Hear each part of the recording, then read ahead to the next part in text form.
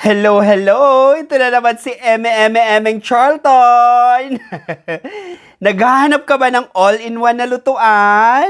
Well, wag kang mag-alala. Naghanap na ako para sa'yo. Tinesting ko na din para sure na matibay ito. Ito ang Simplas 3-in-1 Multi-Functional Rice Cooker with Steamer. May 1.5 liter capacity, pantay-pantay ang pag-init, kaya sure ako na masarap at pantay-pantay ang pagkakaluto.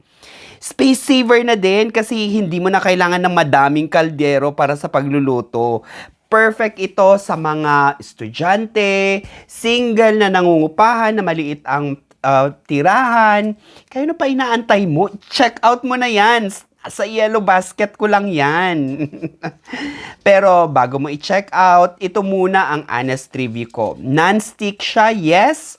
Very much reliable ito. Hindi talaga nag-stick ang mga prinito ko. Visible cover din siya, kaya kitang-kita mo talaga ang niluluto mo sa loob.